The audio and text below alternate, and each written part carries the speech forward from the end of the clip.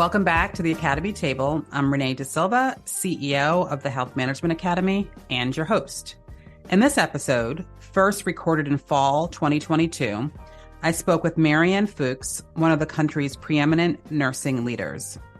I wanted to take a moment and congratulate Marianne, who recently announced her incredibly well-deserved retirement after more than 2 decades of service at Duke University Health System and countless national nursing leadership positions. Here are a few of my takeaways from the conversation. First, I appreciated Marianne's framing of the current nursing workforce challenges. Recent years, we've seen an exodus of tenured nurses paired with a dearth of new nurses who envision spending their career at the bedside. It's really on health systems to build a culture that supports new nurses from day one and provides the opportunity for them to grow within the organization. And that leads me to the second reflection, that Marianne is clearly laser focused on restoring joy and meaning to a clinical environment. And perhaps unsurprisingly, we've heard this theme come up in a few episodes this year. For Marianne, this has meant removing friction and non-value-added tasks wherever possible, ensuring frontline staff have every opportunity to build relationships with each other and also with their patients. And lastly, listen to how Marianne has partnered with and coached the rest of the executive team. She shared that what became clear in recent years was the critical nature of C-suite investment in frontline nursing leaders. They have been a significant part of workforce plans that truly unlock better outcomes. And so with that, join me at the table.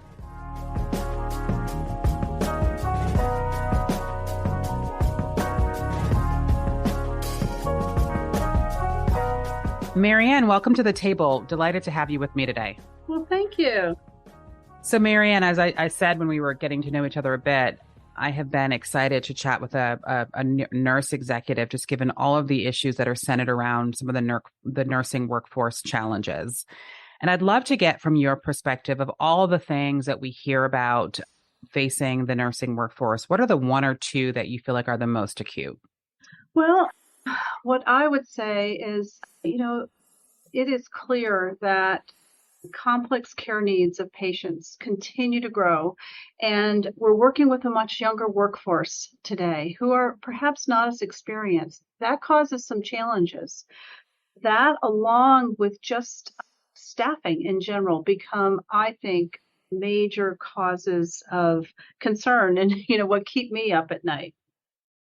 And when you think about just contextualizing that for our audience a bit, do you think that those issues were quite as challenging before 2020, or do you feel like they've really sort of more come to life more recently?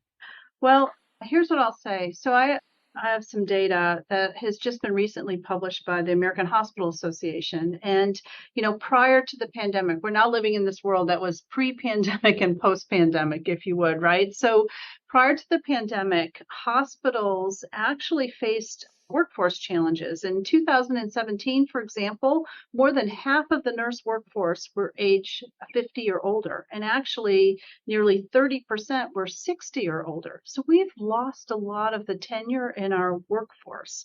At the same time, more than 80,000 nurses or qualified candidates for schools were turned away because of faculty shortages.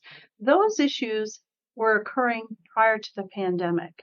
And now today, as we have navigated through the pandemic, with all of the challenges of the pandemic, the impacts of a changing workforce, this has continued to just exacerbate our ability to have a workforce available to care for people. Yeah. And, I appreciate you mentioning that, because I think we have in healthcare been talking about the aging nature of the nursing workforce. And I think we all know that we're seeing a total decline in the talent pool available. Mm-hmm. So when you think about levers there that we could pull, are there things that you see working as it relates to maybe slowing down that exodus? How do you think about really trying to get to ways to try to stem that a bit? Well, I think you will hear people say there are plenty of nurses. It's just the environment they work in. I think the environment is which I don't agree with necessarily, but I think our environments within our organization are real important. And we have to make sure that nurses are doing the work that they're trained and educated to do, and to make sure that there's adequate support staff to do those to provide care in the way that is non-value added from a nursing perspective. So being able to focus on that, I think, is real important.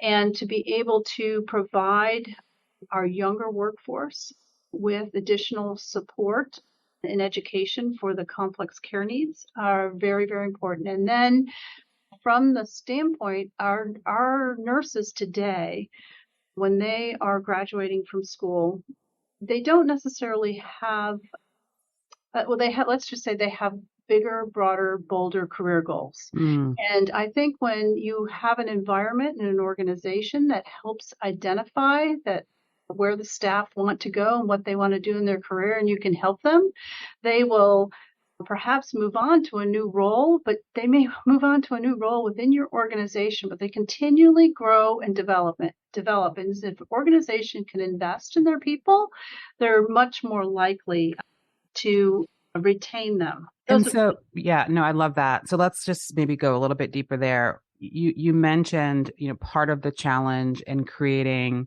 or adding to the pool of available nurses is around mentors and preceptors and faculty. Have you seen any interesting models? I mean, at Duke, you have the benefit of being attached to Duke University. And so I'm wondering, are you seeing approaches, maybe even from your AONL position, where we are being more innovative around how we think about our ability to sort of graduate and train the next crop of workers maybe more effectively than we did 20 years ago? So, there are probably a bunch of examples out there. I'll give you a couple where an organization can partner with their academic organizations, whether it be an associate degree program, a bachelor's program, et cetera. And actually, when the students are in the clinical environment, pair them with preceptors that will help them achieve, let's say in their last rotation of their clinical program, an opportunity to take on and to learn more about that actual clinical area, become socialized with the team and the staff, and actually use that as the opportunity to recruit that student. We're actually seeing a lot more success, because then, in addition, not only does the student achieve their clinical goals for their program, but they're also becoming a member of a team and a particular unit. There are models out there that are helping build pipelines from that perspective. And I think those are really innovative ways to be able to help staff join organizations and to be able to recruit. Yeah, I do think I spent some of my career in the higher education industry, and I think that is another industry that is sort of under a just reimagining of itself in terms of sort of being more student-centered and like finding ways to like build greater connection between what you're studying and then how that's applied. So it's great to hear that come through in a clinical setting as well. So earlier on this podcast, one of the topics that we talked about was just this notion of bringing joy and meaning back into work. And you've touched on this a bit in terms of how the environment matters and how that can oftentimes sort of unlock an organization's ability to retain the best talent. Maybe bring that to life a bit. How do you approach that in your work in terms of like finding ways to make sure that the joy and meaning is really centered on the experience? I think as nurses, as healthcare providers, we're really focused on our being, our purpose, right? And as nurses, we go into nursing because we want to care for people, and caring for people, whether they're our patients, whether they're family members of patients, whether they're our staff, whatever level of nurse you are, that caring relationship is really important. And being able to establish that relationship becomes even more important. So in the environment, for example, feeling like you belong, and that you belong to a team that is striving for excellence and to provide great service becomes real important to people, and people find joy in that. To be able to help patients achieve their care goals is extremely important. And you're right, I mentioned this before, making sure that you can deliver what it is that you're trained and educated to do is really important. And people find meaning in that. And they find satisfaction in that work. So removing, if you would, from the environment any of the non-value added work that is often a part of what a nurse has to do, right? There are many, many circumstances that I've worked in that extra things are added to the nurse's work, and they're not at value added, and it takes away from the time that people can actually build relationships with their patients, provide extra care to their patients or their team members. Those items, I think, bring joy, and the ability for the nurse to be able to continue to establish those relationships, provide the excellent care that they're trained to be able to do, and provide that expertise, use their expertise, and to be able to do that in an environment where they work collaboratively with their peers, not just nurses, but all healthcare team members around striving for goals that are important to their team, become real important. So I appreciate that. One of the notes that you mentioned was on this notion of the importance of finding innovative ways to remove friction from the experience and to find things that are working that sort of take out the non-value add. That was a big impetus for us at the Academy in launching our Nursing Catalyst program, which is really about meeting the need of nurse leaders who want to find ways to talk about real examples of innovation impacting care delivery and the experience of their teams. From your perspective, talk a little bit about where you feel like there is the most need around collaboration that really gets to some of these real case studies around change. So, I am very excited about the Academy's Nursing Catalyst program. It is an investment in nurse leaders across our country that I think is going to be it's going to provide some great opportunities moving forward. And our nurse leaders really need a space to have a conversation with colleagues across the country. Building that network and learning from each other is so important.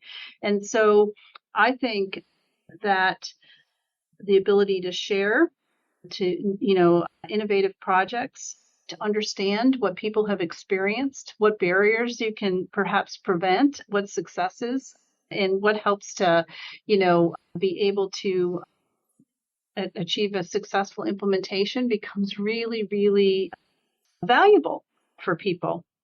And so I really think that program is going to be really helpful. So when I think about what we learned during the pandemic, for example, the use of telehealth and being able to provide virtual care in different ways is really one of the great learnings from the pandemic that I think has such untapped opportunity, and nurse leaders to be able to talk about that and to be able to collaborate around that will help us to advance various care models that become even more important today, right? Because we're struggling with the numbers of staff that we need. We're struggling to be able to provide care in a way that we would like to. And that's just one example of how you use technology in a different way to advance excellence and to advance care.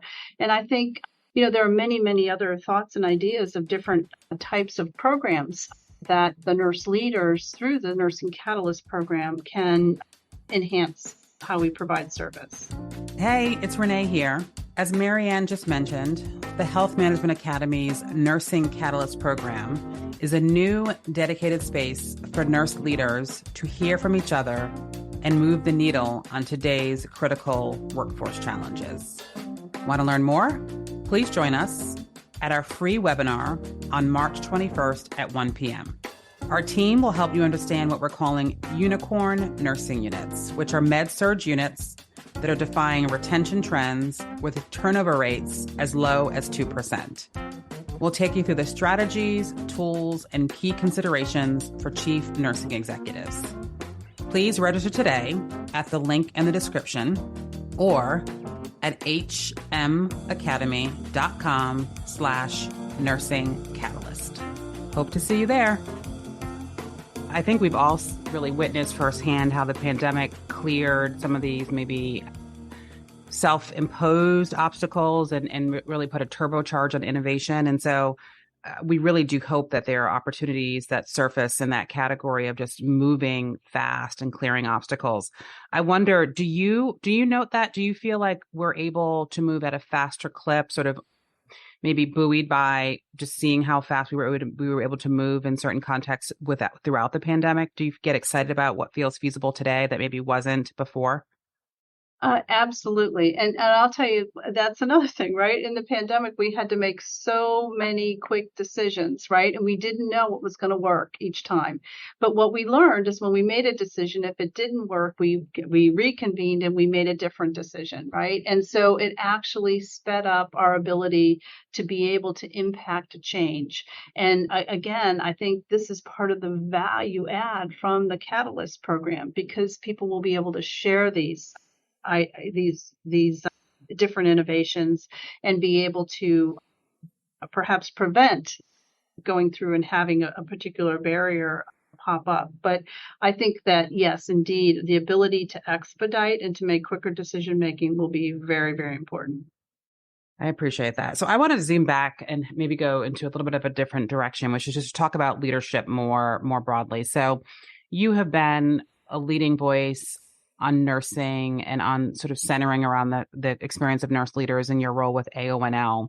And I chat with many C-suite executives, and I think we all know that workforce is sort of the top strategic priority. So with that lens, how do you coach your nursing leaders to work with their executive teams to more effectively communicate the needs of the nursing workforce? That's a great question. And boy, I'll tell you, what a wonderful opportunity, right? Because all of our executives perhaps do not understand the value of what's brought to the table by a nurse. And I don't mean that in a negative way. They just don't know. They're not trained from that perspective.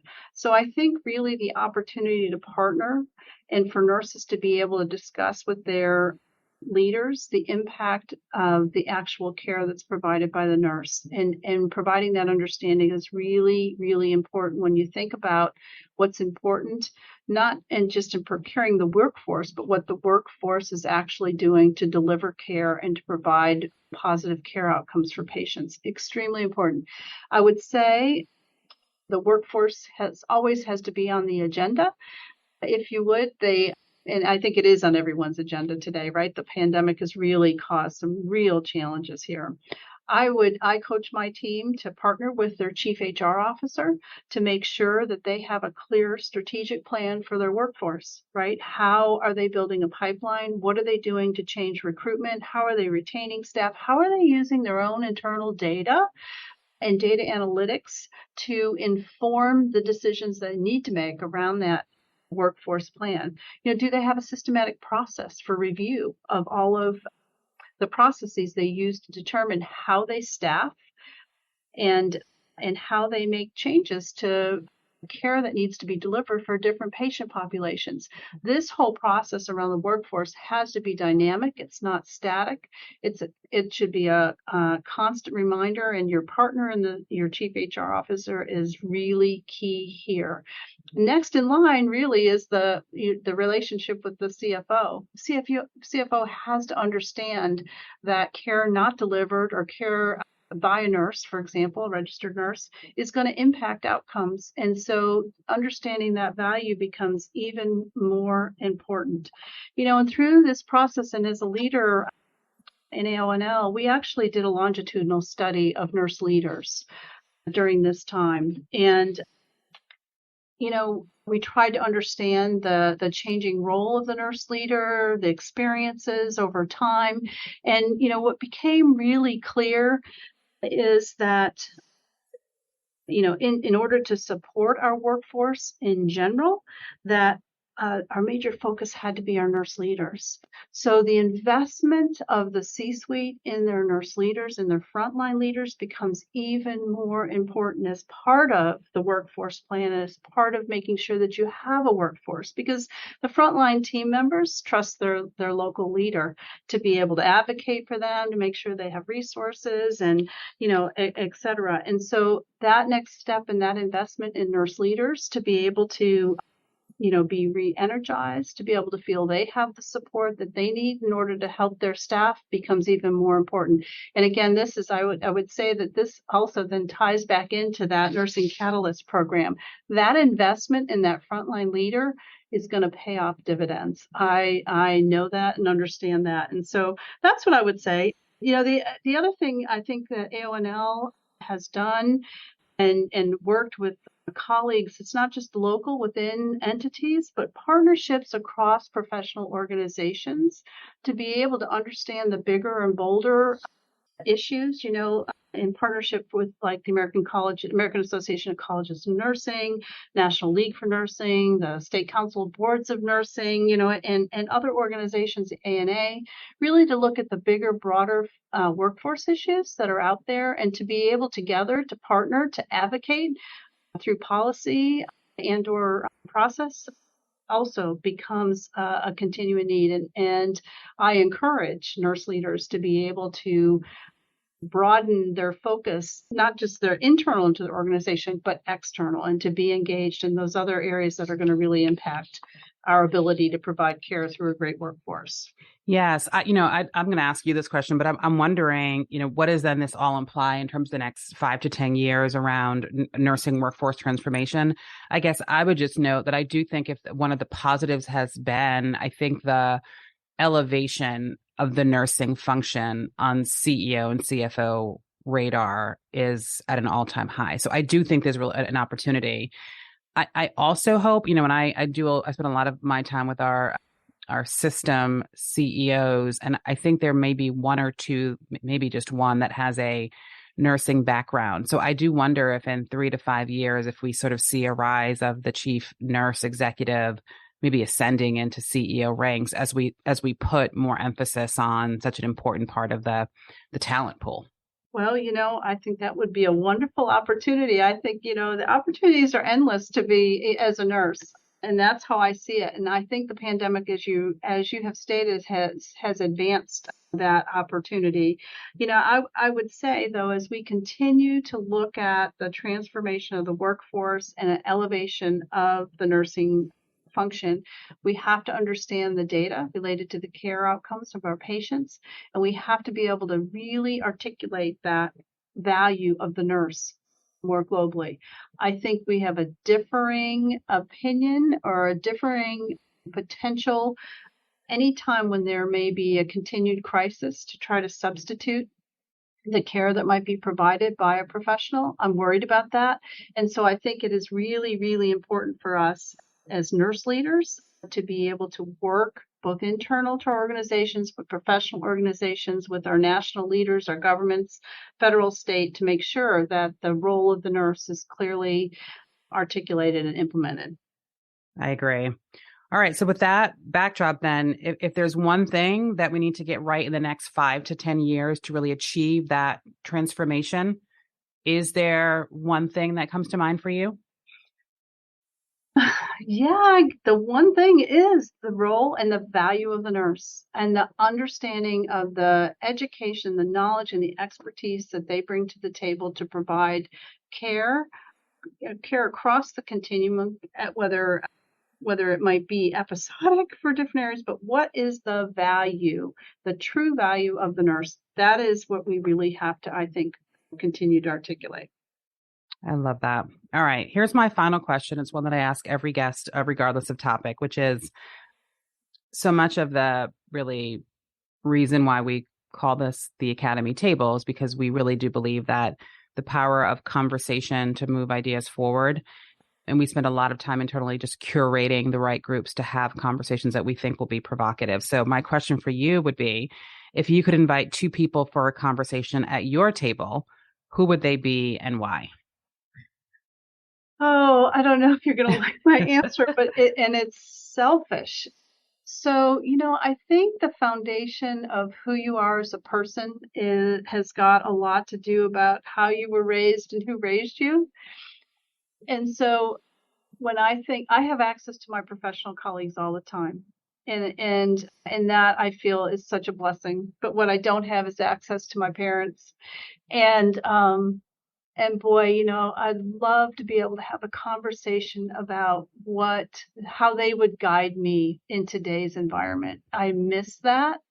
And I really would value hearing from them. They know you the best, I believe, and they know me the best. And I think they would help guide me forward and perhaps point out things that I might not hear otherwise. Yes, that's so powerful. It's funny. I answered this question on a wrap up that we did last year, and that was my answer it would be my dad. Was it really? Yeah, because he died when I was maybe 25. And so just, that sort of collective body of work that he didn't get a chance to witness, me with my children. And so I think that's a perfect answer. And you are right. No one will tell you the truth or your blind spots like your parents will. Fortunately, my mom does that for me on a regular basis. So I do appreciate that. But I think that's a perfect response. Well, we will land there. Marianne, thank you so much for joining us today. It was really great to connect. It has been such an honor. Thank you so much for the opportunity. My best to you. You as well. Thanks again for joining me at The Table. The Table is a podcast produced by the Health Management Academy. Make sure you catch future episodes by visiting our website, theacademytable.com, or by subscribing on the podcast platform of your choice. And if you have suggestions for topics or guests, I'd love to hear from you. Please drop me a note at Renee@hmacademy.com. I look forward to talking with you soon.